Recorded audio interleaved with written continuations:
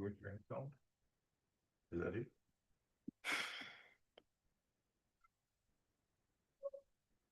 You've taken voices in your head. You've put your courage to the test. Lay on dance to rest. Your mind is cooler than before. Your heart is full and wanting more. Your future's the door. Start done. Ladies and gentlemen, welcome, welcome to number 357th webinar. Wow, what a journey it has been since April of 2020 when we started. It is September. It is September 21st, 2025, and it is our 357th webinar. What a journey it has been since we started back then in 2020. Wow, we are grateful for the many resource persons who have come on this platform. We are grateful for the volunteers who have served with us. We are grateful to God for his watch care. On this day, the 21st of September 2025, I want to give a big shout out to Shelly-Ann Fraser-Price as she enters into retirement, having completed her tenure on the world stage with 26 medals. Shelly-Ann, we are proud of you. We salute you. We admire you from a distance, your attitude, your character, your disposition, your belief in God. Choose Life International salutes you on this day when you take your leave from the global stage in athletics. We're grateful to God that he gives us an opportunity to reach the nations of the world. We are grateful to God that we are able to come to you wherever you are on Zoom. Can you imagine over 330 people in Africa joined us for the World Suicide Prevention Day seminar, with over 20 nations online for the World Suicide Prevention Seminar on September 10th. We give glory to God. We salute all of you who were part of that great event, and we recognized by the events of the day after the World Suicide Prevention Day seminar that our work is far from complete, as a 13-year-old back in Jamaica took his own life. So we seek your input. We seek your help. We ask for your engagement along the way as we seek to help people choose life. Today, we are continuing our focus on suicide prevention, and we are grateful that we can have the input from different sectors in the society. Hopefully, they tell me that you get a chance to present a second time if you didn't do a good job. But don't believe them, Hopelin. It is because you did so well that we are inviting you back, and we are very delighted to have you in the forum. Delighted to have all of you, all our leaders, all our committee persons, and also to have Karen coming to us from England. Wow, what hour of night it is, and she's here. So let's bow for prayer. Let's ask the Lord's blessing on our time right here now. Let's pray. Father in heaven, we thank you for the opportunity that we have to share in this manner. We pray, God, that we'll be guided by your Spirit. We pray that you would bless, God. We pray over Dr. Hines in a very special way as she presents today. I pray that you'll give her the wisdom, give her the sensitivity. I pray, Lord, that you'll give her the help she needs to be able to communicate that which she has prepared, what you have placed on her heart.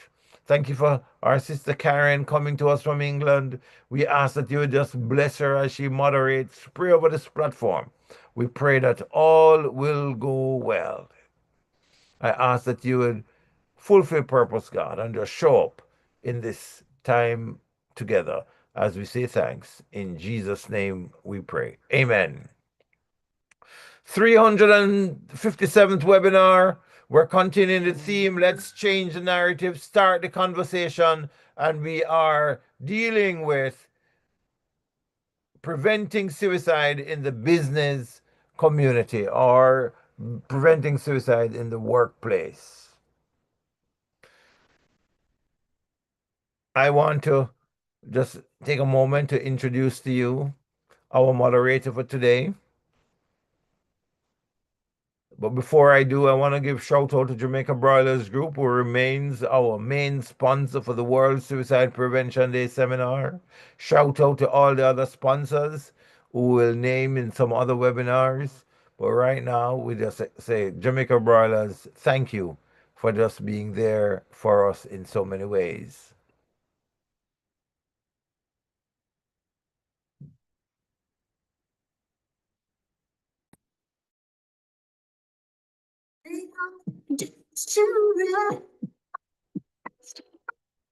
Your mind is clearer than before. Your heart is full and wanting more. Your future's at the door. Give it all you got. No hesitating. You've been waiting all your life. This is your moment. This is your moment.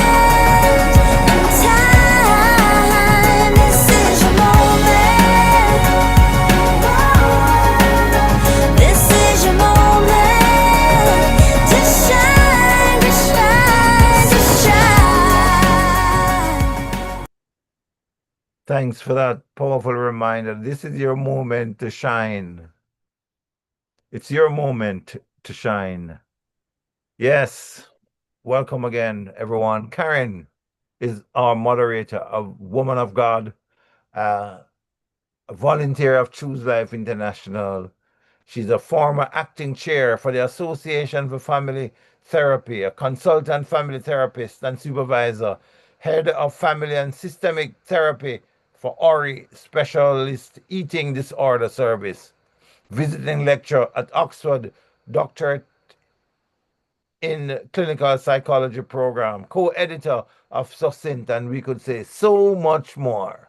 Karen, thank you for your humility, for your willingness to serve, for just being a part of the team. You were there when it was an idea.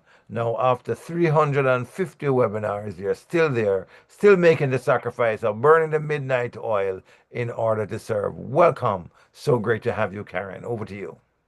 Thank you. It's an absolute pleasure, as always. It was an amazing seminar last week for all those who are watching, following on from last week's wonderful seminar. I greet you. I greet everybody who is here. And it is an absolute pleasure and an honor at this time of night, in the chilliness of our English weather. I had to go and put on some socks today. However, it is my delight to welcome Dr. Hopelin Hines. Dr. Hopelin Hines is a seasoned HR professional and now serves in the capacity of head of the Group Human Resources Division at the National Commercial Bank, Jamaica Limited. She has over 25 years working experience in the manufacturing and financial sectors in Jamaica, supporting leaders and employees at all levels in both local and multinational corporations. She has a doctorate in philosophy in organizational behavior and is a blessed past student of the St. Andrew High School for Girls. She is currently a member of the Jamaica's Employers Federation Executive Council and also serves that body in the capacity of trustee. She's a council member of the Jamaica Institute of Financial Services and a member of the board of directors for Family Life Ministries. Dr. Hines is very passionate about serving in God's vineyard and sees the world of work as an important mission field. He is a member of Swallowfield Chapel in Kingston, Jamaica, and is married to Howard and has two adult children. Welcome, Dr. Hopelin Hines. It's an absolute pleasure to meet you and see you again here. And we're really, really pleased to hear what you have to bring. Having worked in organizational change myself for some time, knowing the work that you do in your organization and the high levels in which you practice and serve and consult, sharing your wonderful experience is really important in these areas, particularly on the title of what you're presenting today in the workplace. It is such an important role to be able to create a safe environment, and when things are challenging, to have such a compassionate position and being able to help both staff, employees, and those who are affected through the extended system, really, of organizations. And I thank you and welcome you today. Thank you. Thank you very much, Dr. Carberry. Good afternoon, everyone. It's my pleasure to be joining CLI for this webinar. And I hope that our time of sharing will be useful to all of you. So today we're going to talk about preventing suicide in the workplace. And as you know, suicide is a very complex phenomenon. Always a tragedy, leaving behind lots of impact on various people. And, you know, it is important that we spend time understanding suicide in order to figure out how best we can prevent it. And so we're grateful for Doctors Donovan and Faith Thomas and their earnest commitment over the years to enlightening us about this important area. Today, we're going to look at a few topics. We're going to look at the whole matter of introducing the challenge. What is the challenge facing the workplace today as it relates to suicide prevention? We'll be looking at the power of affirmation, communication, and connection. Where does caring leadership come in as it relates to suicide prevention? How do we mitigate the risk? We will close with some World Health recommendations. And I'm sure at the end, we will have some questions and maybe some perspectives shared at the end of the session. So we're going to start by looking at the challenge. What is the challenge facing the workplace today? There is no single cause for suicide. I found this on the Occupational Safety and Health website, and I have the source there. You know, often stressors, and we know there are many stressors in life. COVID seemed to have increased the amount of stressors facing the world. We have a lot of health issues, and various things come together to create feelings of hopelessness and despair for many people. And so we have to become sensitized to this in the workplace to know what are the signs we should look for and how do we support our team members or direct reports, anyone who works in the workplace. It may even be someone not necessarily directly employed to your company, but support staff. And also for those of us who have persons working in our homes, that's also a workplace, you know, or housekeepers, babysitters, the gardeners, security, and so forth. So it's important for us to pay attention to these things. And that's what we'll be looking at today. I found some information as well about some statistics that tell you that approximately 80% of all people who die by suicide are in the age range of 18 to 65, which means they'd be in the workplace. This means that the workplace is a critical area of concern that we must target if we are to help to reduce the likelihood of suicide. and knowing how to intervene and to respond when there's a crisis. As we said before, the workplace is not just the corporate world, it's also in our homes for many of us. And various people come into our lives. For church offices, I know we have a lot of church people on. The people who work in your office as well are persons we need to be looking out for. And the first thing I want to suggest that helps in this whole business of making sure we can create a healthy workplace is considering the power of affirmation, providing emotional support and encouragement to others. Sometimes we find that persons will say to us at work they feel invisible. You know, I know in many of the first world countries, they may have different norms than we do in the Caribbean and definitely in Jamaica. But in Jamaica, you know, persons like to be acknowledged.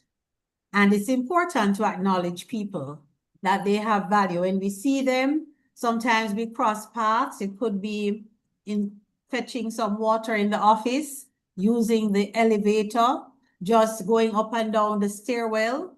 We see people too from the workplace outside. You may run into them at the supermarket, picking up or dropping off your children. It's important for us to take a moment to acknowledge people. And these little things help to make that work environment meaningful, where people understand that they're not just a cog in a wheel and a means to an end, but their value extends beyond what they do. People need people. And so it's very important for us to be intentional in the workplace about providing emotional support and encouragement to others. If you notice, our picture shows persons applauding. How many of us enjoy having persons recognize when we have done something well? I don't know if Dr. Carberry can tell me how many hands she sees going up. Can raise your hand if that means something to you to be acknowledged when you are at work. Seeing any hands, And Dr. everybody, Carberry? put your hands up, everybody. I'll put mine up. I'll put And here mine they up start to too. go up. I don't like to feel invisible. Okay. The other important consideration in the workplace that we need to really pay attention to is this business of communicating. Sometimes we can forget that persons need communication in order to understand better, in order to know what's happening, and to be able to interact with each other. So it is very important that we maintain an open door policy where persons have access to raise their voice, to raise concerns, to ask questions, and for them to understand that they matter. To just stop by a team member to say, you did X for me the other day, and it really made a difference. I appreciate you. I saw that. I took note of it, and I want to express appreciation to you for that. Little things like these make a world of difference to the people who work for us, even at home. Even though we cross paths very often with the people who take care of our homes, our children, and so on, the persons who look after our gardens, make them beautiful, they also need to be communicated with. And they need to be able to raise concerns if they have any. It's important that as leaders, we listen to the team. We help them to understand that every voice counts. Not only some persons matter, but every team member matters. I like to say to my team, if every box did not count, we would not need so many roles on an organization chart. You would only need to have the one or two. So we have to make sure that everybody understands the value that they play in the organization, and the fact that we recognize that value and we appreciate it. It is very important as well for us to say what we mean and mean what we say consistently. There are times when team members may make mistakes, and they feel as if, you know, they have committed this offense they can never recover from. It is important for us to help people to understand that what happens in terms of the course of their work does not define them forever. And I know there are times when things can happen and it may result in termination, but it's important for us, if we're correcting someone, we say what we mean and we mean what we say consistently, but we don't leave them feeling that if they've made an error or they had a misstep, it could be a conduct issue. It's the end of the world and there is no recovery. That's very important not to do. And it's important as well for us not to be dismissive. Being dismissive of others can be very harmful because we don't know what people are going through. Sometimes we may think we know, or, you know, perhaps sometimes someone shows up in a negative way in the workplace and we say to ourselves, I don't have time for that.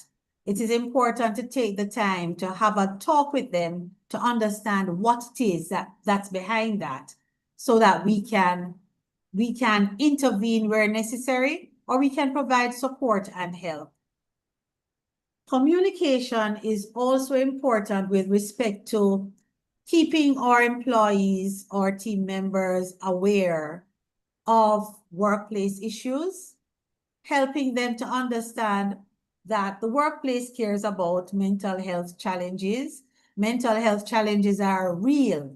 And since COVID, there has been a significant rise in the incidence of persons struggling with various types of mental health challenges. It's important for persons to know the workplace, because we have people, not robots, working there. It is a place where we should talk about this, and it's not a taboo topic. It's important for us to share educational resources so we can invite experts to come in to talk with the team, talk with our team members about mental health issues, stress, substance abuse, things that they're going through. The workplace, persons tend not to be able to just sign off everything that's happening in their personal life once they step through your door or once they log on to your machine, since some persons are still working virtually or in hybrid arrangements. It's very difficult for persons because we're dealing with a whole person. And so there must be communication in the workplace about what our policies are, about how we treat with these issues, and the fact that we provide a support system to help people navigate these challenges. Another important thing to do in this season is to remind our team members where health plans exist, what these benefits are. Because at times they may forget that the health plan, most health plans I know in Jamaica, for example, and the Caribbean, cater to some psychosocial support, whether it is counseling support, if someone needs to be referred to a psychiatrist, that kind of support has some benefit limits under many plans. It's important to remind team members that these things exist so that when they have their challenges, they know where to go. We'll next talk about the power of connection. There's one thing I need to say just before I move to the power of connection. When persons share, as we communicate in the workplace, we talk about these topics, it's very important for us to encourage them to speak up, because there will be no retaliation. I have found in my career as an HR person, there are times when persons have mental health struggles and they're afraid for their teams to know, because they believe they're going to be punished. Somebody's going to not want to promote them. Their job may be at risk, and that is very unfortunate. So that's something we need to do, cause the taboo nature of these topics to be dismissed and bring them out into the open for persons to understand that Help is available, and anyone can have these struggles at any point in their lives, and so we have to be supportive. Now, as we move to the power of connection, it is so critical that in the workplace, people spend a long time, at least many of the persons I have come across in organizations work for a minimum of 8 hours for the day. And many people will tell you, even if they have a part-time job where they work fewer hours, the work tends to take them beyond the defined hours. And so a lot of their energy and their time is invested in work. So it's very important that in the workplace, the people we work with, we foster this power of connection, this sense of belonging, because there's great power in connecting. This picture that I have up is a picture of my team, you know, going to church with the team if they're so inclined. That's something that can bring us together. It helps to foster that sense of belonging. I belong to something, and it's not just the work, it's more than the work. It's us doing things outside of the work environment that helps us to connect and trust each other a bit more. These opportunities to interact are also critical to persons feeling more and more that the people who lead them are accessible and approachable. And they see persons operating outside of the strictures of the workplace, so they may feel a little more at ease to open up and to share. Build workplace traditions that matter to the team. And I'm going to give you a little example. On Friday, here in Jamaica, we had, I'd call it a freak storm, just came out of nowhere in Kingston. And there was a mighty rush of water, lots of wind. When we looked out, we said, boy, where are we going to go? It's a Friday evening, and Friday evening traffic is typically much thicker than the regular week because persons are rushing into the weekend. And when the rain falls, we have lots of challenges. And so, you know, you're going to be stuck on the roads. So I was at the office and my team decided, let us just chill. Let us just relax and do something together while we wait. We can't control the weather. The Lord has ordained that this should happen now. And rather than sit and be miserable and upset with each other that we can't get to leave this one evening, maybe, I wanted to get out early, let's do something. And we did something that was very simple, but it was so enjoyable. I didn't even remember this game, but we have a lot of young people on the team. So they said, let's play this game called People, Place, Thing, and you have boy, girl. So it's categories that you put on a sheet, and somebody calls out a letter of the alphabet, and you need to list people, place, thing, boy, girl that starts with that letter. And it's amazing how we enjoyed that exercise. We spent about, I'd say, an hour and a half or more just sitting there doing that. And there was lots of laughter, smiles. We had persons, you know, feeling so good that they say, boy, we need to do more of this.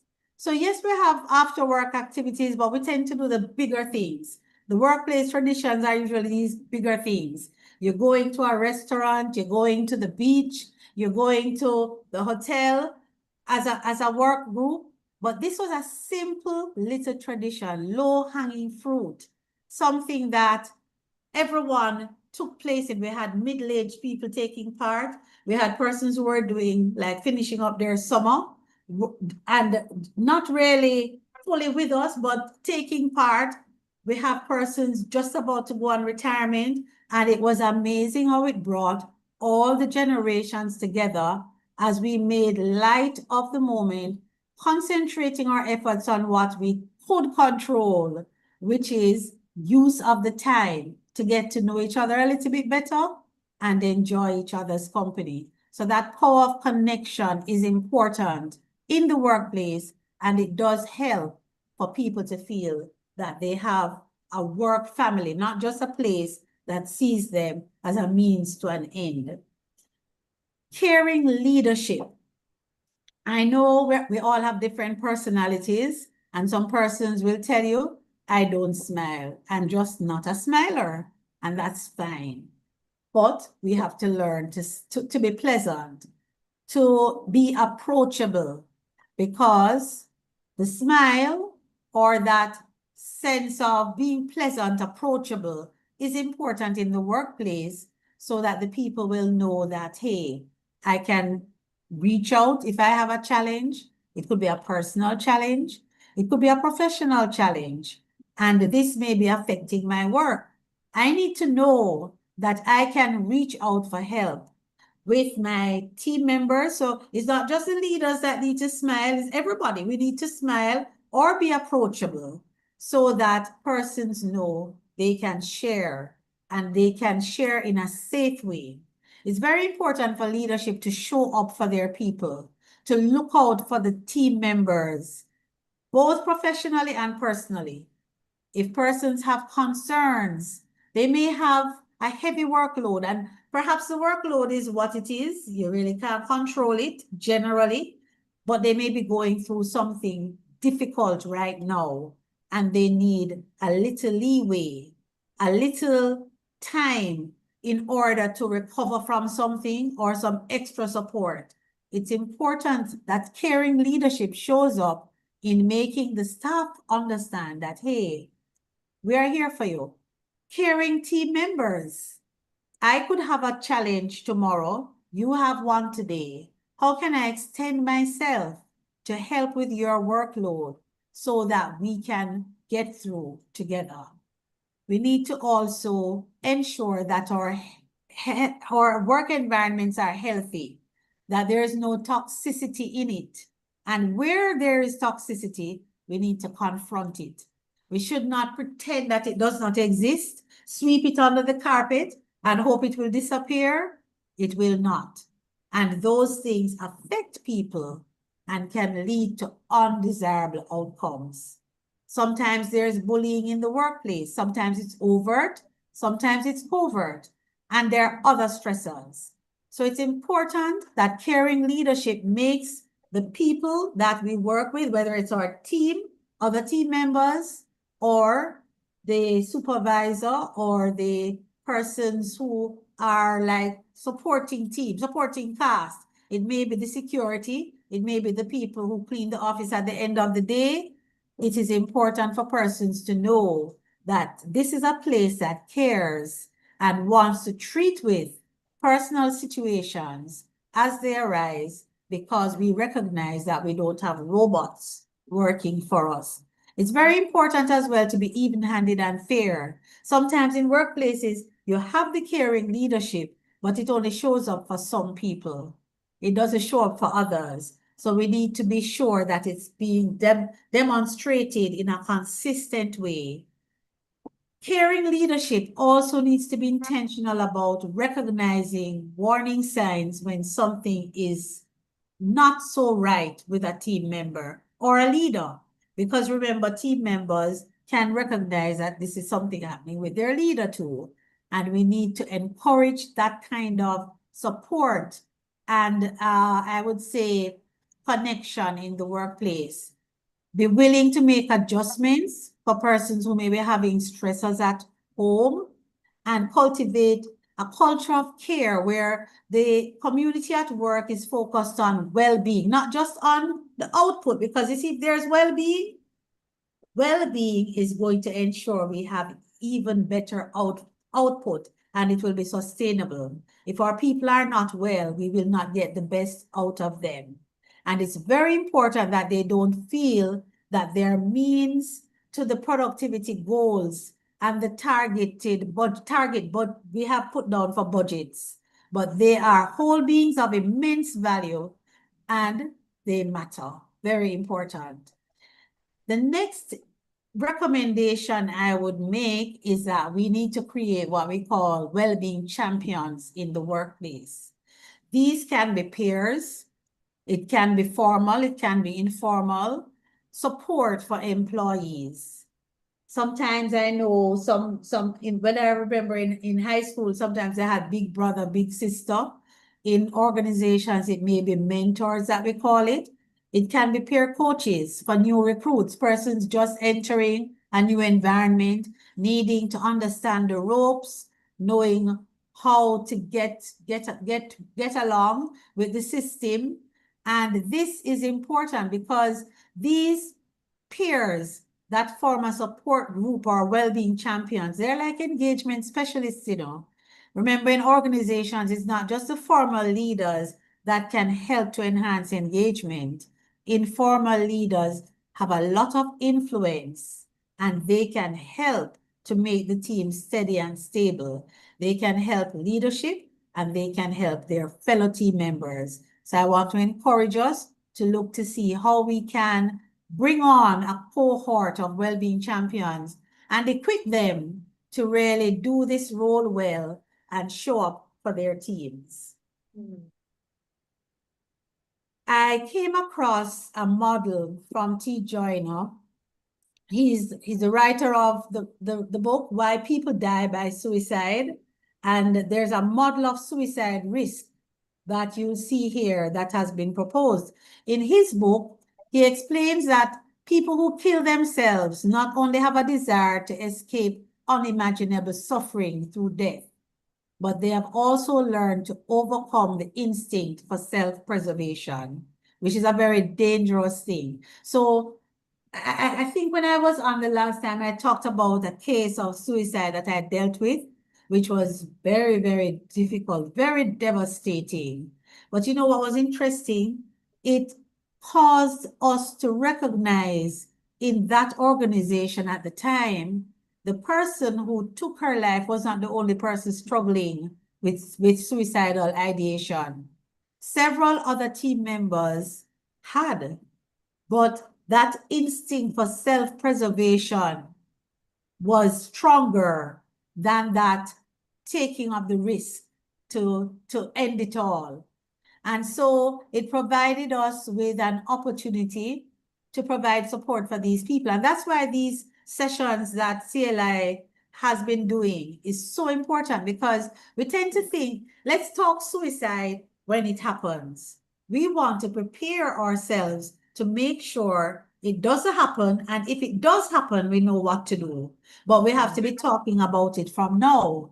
We have to be thinking through what are the things that we can do differently? What kind of support can we provide so that we will help our team members understand that it's not a feasible option? There is hope.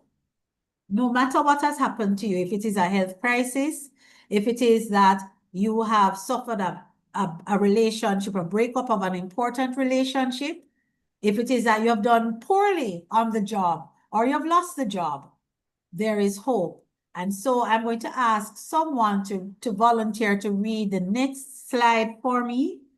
You could just unmute and read. It's about understanding workplace suicide, and it's talking a little bit more about what Joyner found. Do we have a volunteer? Sure, but can it The be Zoom theory based? states that wanting death is composed of two psychological experiences.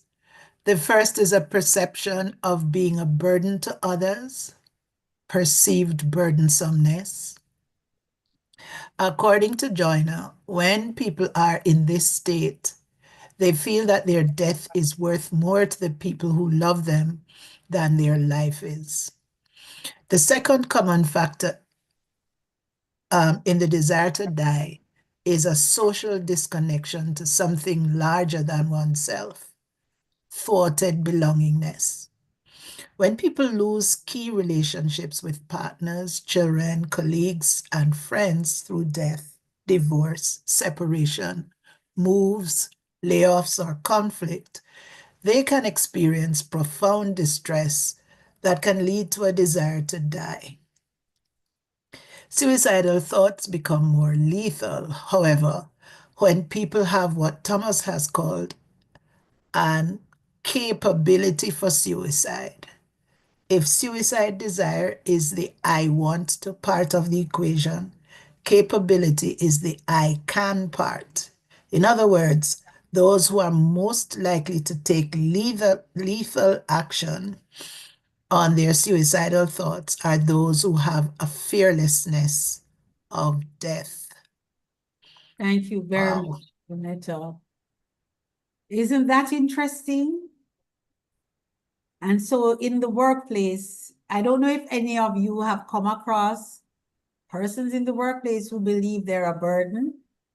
They're a burden to everybody, and nobody really cares about them. They don't belong anywhere. They don't fit anywhere. This for me was quite instructive. And so we see we really need to take the time to care about others, to listen to them, and for them to understand that they matter. They belong, they are important, and they're valuable. Thank you so much, Vanetta. Then our next slide talks about how do we mitigate the risk. Well, some of the things we have to do, try to keep the workplace safe. For example, we may have a no weapons policy. Restrict access to lethal means. Knives, sharp knives, firearms, lethal medication, high places, like maybe where you can easily open a door or a window from a high building and jump off. We have to restrict where possible. It's important as well to share messages of encouragement around the organization. So we could put them on our restroom doors. Sometimes, persons may go into the restroom. I've heard of that happening at some years ago. And they would have these cutting incidents in the restrooms. We could put messages of hope on the inside of those restroom doors, on our notice boards, even on the screensavers for our PCs across the organization, the laptops, so that every now and again, something would pop up to remind people that there is hope and that they do matter. Promote mental health resources and support. So as I think I mentioned when I was here the last time, there are counseling programs that are available to help employees in times of difficulty. It's help for staff, for their immediate families, even for managers who may be having challenging situations. So if you're a leader, supervisor, or manager, you have a difficult situation, perhaps even, I'd say, overcoming some challenges in connecting with people, doing some of the things we're sharing here that is important for leadership to show up as caring. There is support through trained counseling psychologists providing interventions to help us to get over some of these challenges so that we can be there for our teams. We can resolve our mental health issues and understand how to cope, not just the staff, but also for their immediate families. In mitigating the risk, there is this business of crisis management that we also have to consider. Could I have another reader to take us through these 5 crisis management suggestions? And at the bottom of the screen, we have some suicide warning risks that we need to be aware of. So I can drop in there if that's helpful. We're talking about mitigating risk, intentionally to get to know your employees so that they can recognize when there is an issue, pay attention to warning signs, reach out to engage the employee and be non-judgmental, take action and seek immediate help from emergency services, be present for the employee and seek family support. Did you want me to do the rest of Yes, that you there? can. Thank you. Thank Okay, you. warning signs. Some of the talk, wanting to die or kill oneself, feeling trapped, feeling like a burden to others, which I think you've covered, feeling like there is unbearable pain and feeling hopeless. Some of the behavior you might see is looking for a way to end one's life, increased use of alcohol and drugs, withdrawing from activities, that isolation that we talked about, sleeping too much or too little, saying goodbye to people, giving away personal possessions or prized possessions, venting, aggression, or relay some type of rage, and also displaying fatigue. And then the moods, you might see depression, anxiety, a lack of interest, relief of sudden improvement, humiliation or shame, agitation or anger, and irritability. So these are some of the areas that we need to look at. And if you'd like to say some of your learning interventions, and then we can cut to the break, if that's okay, Dr. Hines. Sorry, I didn't get that, Dr. Carberry. If you could move to the next slide, Yes, and yes. then we could have our break and then come back. Thank you. Certainly. So for the learning interventions, there are suicide prevention programs available, CLI training and other webinars. We need to increase the awareness of suicide prevention and combat the stigma so that when persons in the workplace struggle with suicidal ideation, they can understand that, hey, this is something that we expect to see, and we do have help here, so you're not alone. Thank you, Dr. Carberry. Thank you. Well, I think this has been very comprehensive. We've got a few other slides I see here, and I think that will answer some of the questions that have come out as well. I thought that was a fantastic presentation, and I think, as you said, we'll finish off with the questions and with some of those other slides that you have about well-being and self-care. We've had lots of comments regarding what you've shared, and just sort of to summarize very quickly, you talked about sort of identifying COVID being a stress, and also we're sort of seeing COVID coming back at the moment in our country. I don't know if that's happening over there as well, for a different strain perhaps. And that's the importance for employee and support staff. So not just in people who are in the office, but also people who are at home. That extends to people, maybe gardeners as well. We need to be thinking about the wider system as well. Creating healing spaces within the workplace, and that would mean having people who are peers, who are tasked with psychoeducation and helping skills to help one another within the team as well, and also by using some really good affirmations as well, knowing that people have value, that they're important, that they're not machines, I think you make mention of. And I think that's really important as well, that people to know that they are valued. Having an open door policy, I think that was really important. So sometimes, when managers are in their office, people think that they can't knock the door or come through. They don't want to disturb anybody. So having an open door policy makes things a little bit more transparent as well. I think that's really important. Ensuring that people have got a sense of belonging that you've talked about, and remembering those people who are working in a hybrid space as well, and being aware that not everybody would perhaps know about some of the health plans and benefits. So ensuring that those are talked about and shared as well. That there are psychosocial supports for team members as well. And also that there is identifying what sort of action plans there might be for those people who are perhaps suffering from alcohol abuse or drug abuse and have mental health issues that may need some help and further support as well. So I think those wonderful learning supports. You said there's the stats around the numbers of people who are affected between 18 and 65 in their working life, and knowing that we all we spend a lot of time at work, more than we do at home, and it's very important to identify where people might fall down.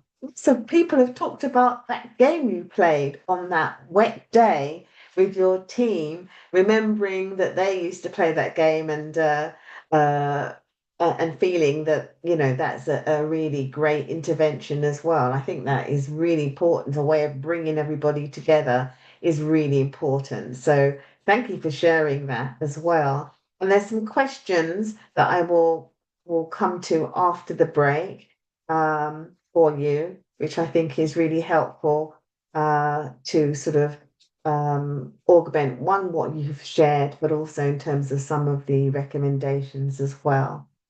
So it's over to Faith. Thank you, Dr. Hines. We'll be back. Okay, wow. We certainly got a mouthful. And if we have, persons who are self-employed or you're in HR in your organization, these different strategies and tips shared by Dr. Hopelin Hines will certainly help. Now, Dr. Jean Lee, are you there? Dr. Lee mentioned a little earlier that she has a little, it's not a testimony, but she'd like to share about someone who was validated and that enhanced their desire to choose life. Dr. Jean, are you there?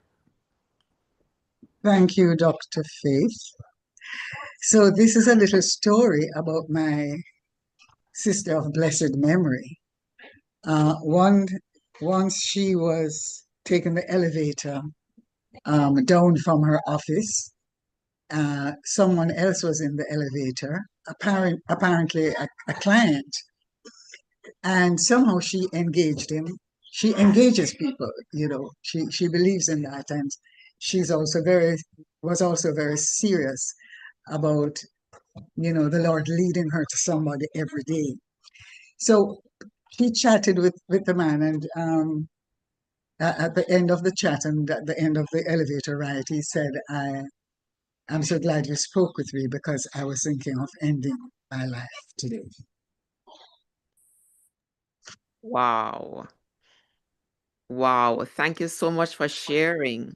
And that again underscores what Dr. Hopelin Hines was saying about validating people's presence, interacting with them, reaching out, letting them know that they matter. Wow. Thank you so much. Thank you so much, my dear sister Jean. All right. Guess what? It's time for our notices. Yes, yes, yes. And if you are in our forum for the first time, welcome, welcome, welcome. It's great to have you. And please, we want you to come back again. If you want to be a part of our mailing list, please put your email in the chat and we'll add you to our mailing list if you are new. Or if you're not on our mailing list, even if you're not new, you can put your name in the chat. Today, we've been having this very informative presentation on preventing suicide in our business community. And there are so many strategies that have been presented so far. Thank you so much. Next week, we will continue our look at suicide and depression, and Dr. Joseph Thomas will be sharing his doctoral project entitled The Prevalence of Depression, Substance Use, and Internet Gaming Disorder and its Correlates in a Jamaican High School. So that's what our webinar will be on next week. So if you want to understand the correlation between depression and internet gaming disorder. Check us out next week. Check us out next week. Our next prayer meeting, we go back to once a month again, is Wednesday, October 15, and we look forward to your sharing with us. We have been having just amazing times in prayer over the past weeks, and over the whole time of these prayer meetings, we've just been having an amazing time, and we look forward to our sister Veneta joining us again. I think we go back to 7:30. Look forward to our sister Veneta joining us. For all of you who joined us in the World Suicide Prevention Day seminar, thank you, thank you, thank you. And we want you to know that the recording is available now. Also, if you have not done your evaluation and received your certificate, you need to do so because the evaluation is also out and the certificates are being issued to those who complete their evaluation. So please reach out to me. You can reach out to me personally in the chat, or you can reach out to me. I'll put my WhatsApp in the chat immediately afterwards so that we can get the evaluation form to you if you have not yet received it. Our Gear to Live TV show continues every Thursday at 6:30 p.m. and repeats on Saturdays at 6 o'clock on mercyandtruth.tv. So please join us. Our counselor, Arlene Burton, is on her last couple weeks with us on the TV show, and she is an excellent moderator. So join us. And if you are interested in anchoring, suppose you have these latent talents that we don't know about, reach out to us and let us know.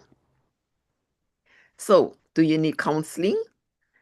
Or do you need a presentation in your organization on mental health and well-being? Why not call us?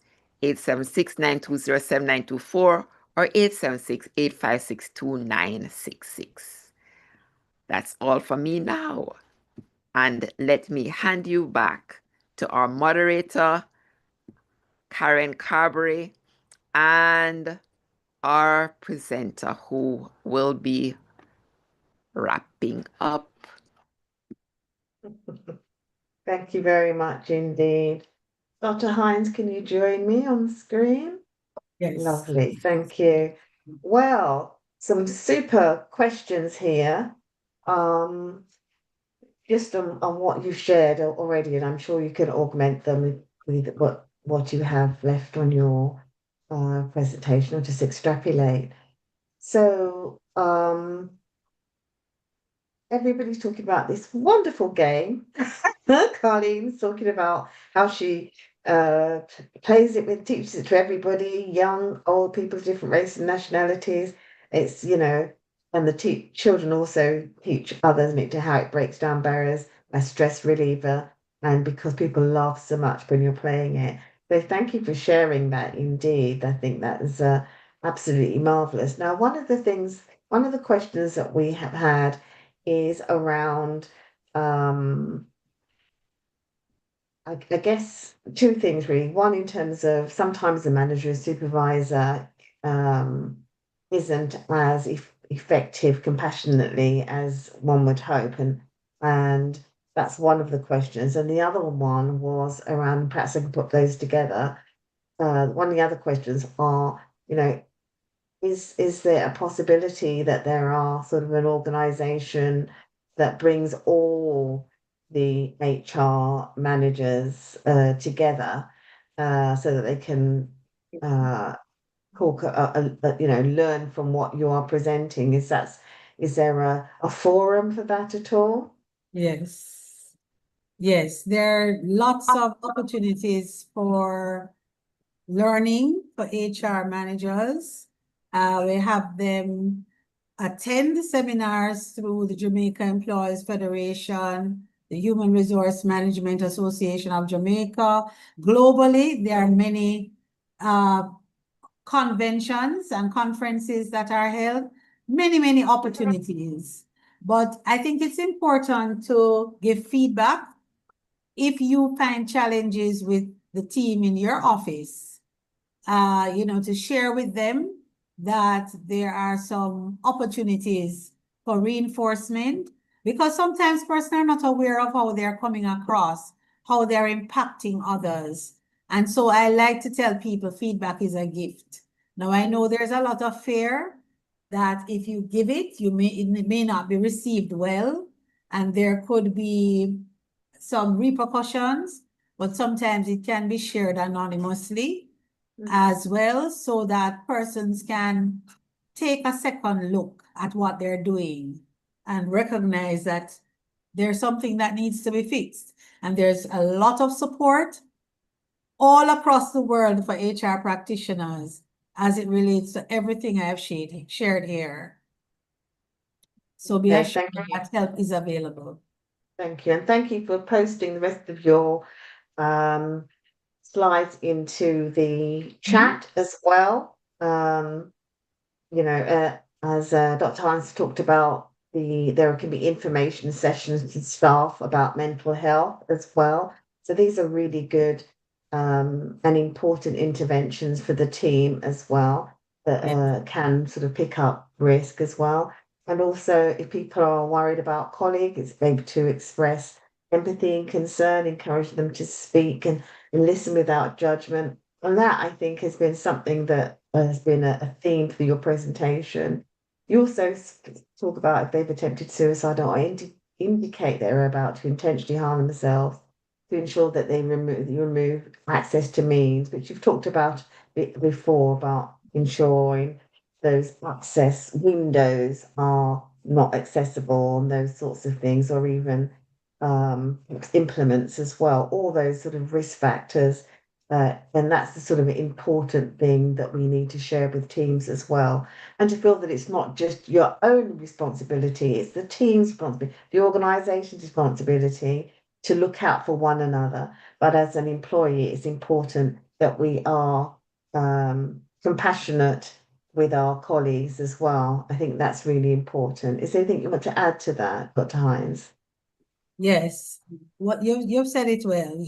You've said it well. I just dropped the final slide that I would have shared that kind of recaps some of the things. It's important for people to understand that they make a difference. It's important for you whether you are just a co-worker, you may not be a leader, but you also make a difference. And many of the things we have shared here, you have the opportunity to provide some of that support as well, and to be able to help your team, because these are real issues and all of us can make a difference. Sorry, may I just ask you to just share some of those, please? Sorry, Karen. What co-workers can do? So many of the things I shared. So for example, we talked about the peer support group, well-being champions.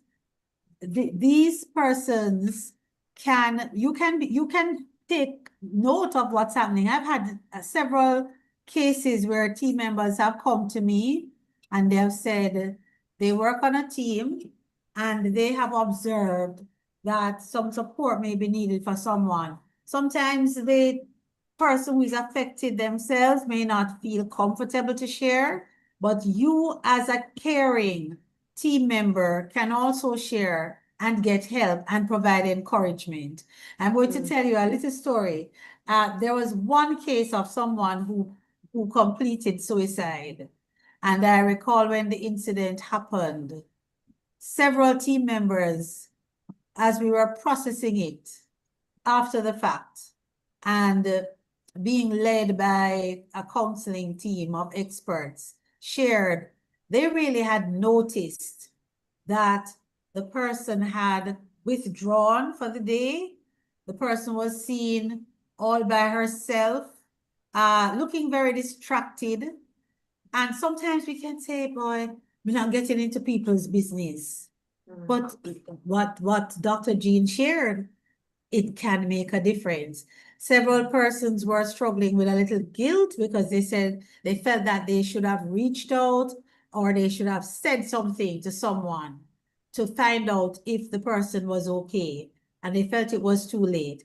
But we can observe and we can share. If we don't feel comfortable speaking to the person ourselves, we can get someone who can intervene and help. And just being an encourager. It is so important to encourage people. We have a little saying, encouragement sweeten labor. I think that's true for most of the people I found. We all feel that we can't go that much further when somebody takes the time to notice something that we did or said, a contribution we made, or just an encouragement to go on. Maybe I haven't done anything, but it could be somebody working for the summer, encouraging them, hey, this job may feel too huge for you, but you can do it. You can do it. That makes a difference. Absolutely.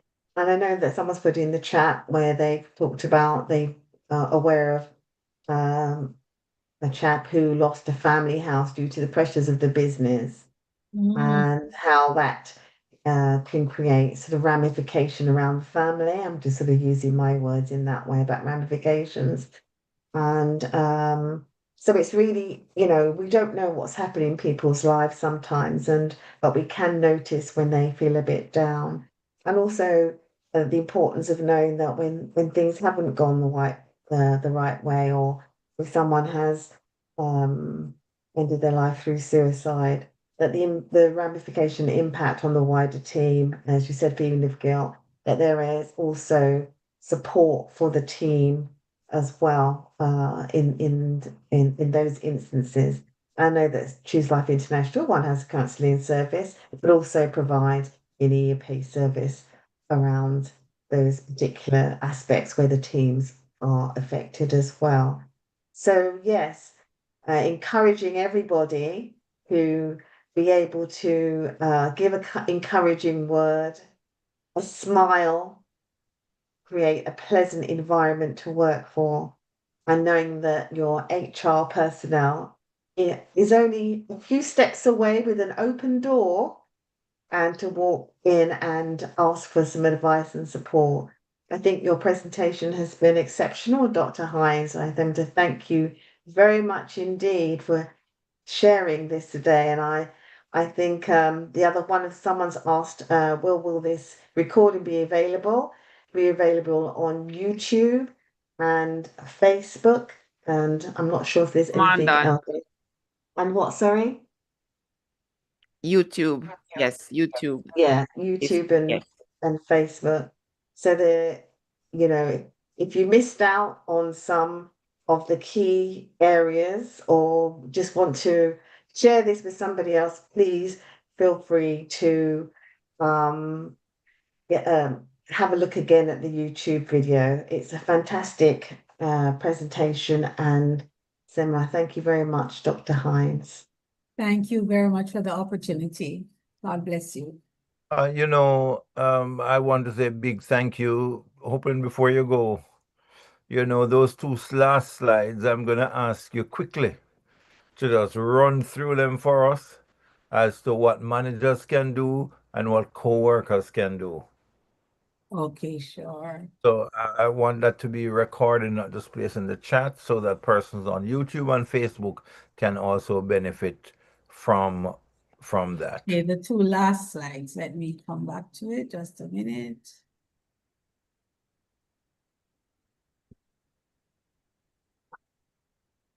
Okay, so I make a difference.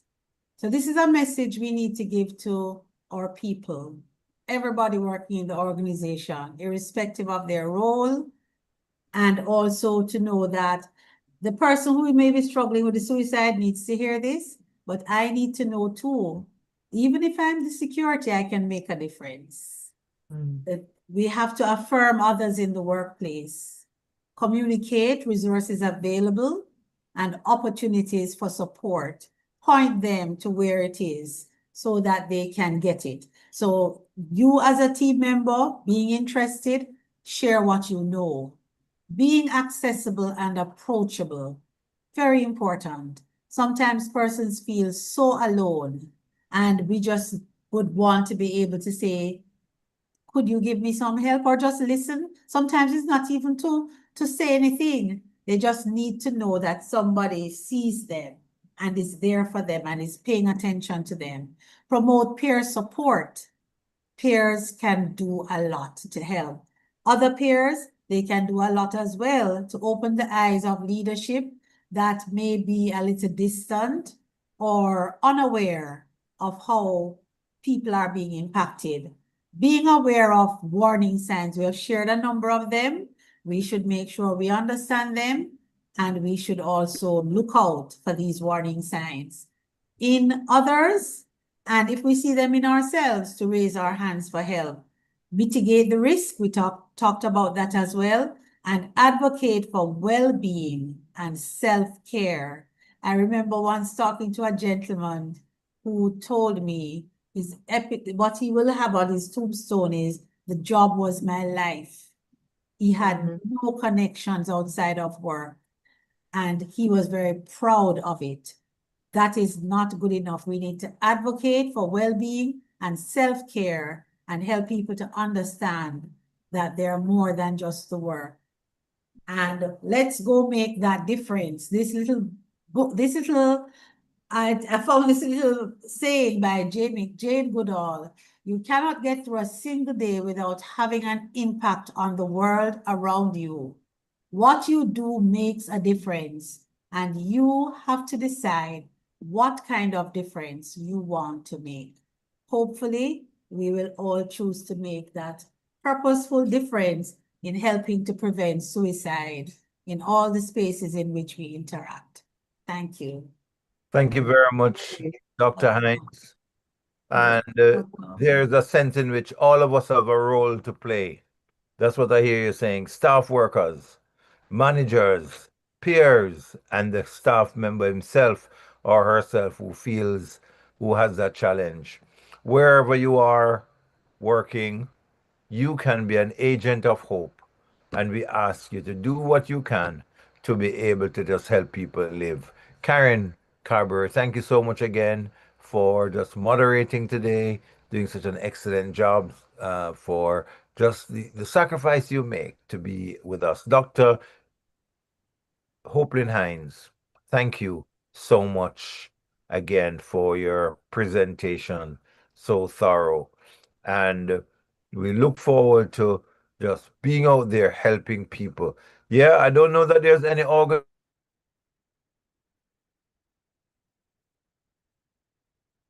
Oh, I think there's been a bit of a pause there.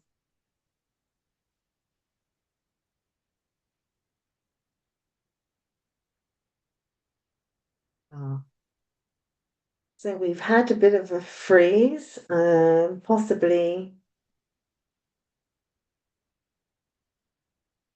Dr. Donovan Thomas and Dr. Faith Thomas will be back. I believe they were probably wrapping up the end of the service. I think they may be coming back, possibly. Yeah, we just There disappeared we are. and we That's are great. back. I was just about to wrap up, so I'll leave you to it. Right, great. Thank you so much. So we go now for the countdown. Let's go for the countdown. 5, 4, 3, 3, 3, 2, 2, 1. 1. one. Shalom, shalom, shalom, Shalom, everyone. shalom, everyone.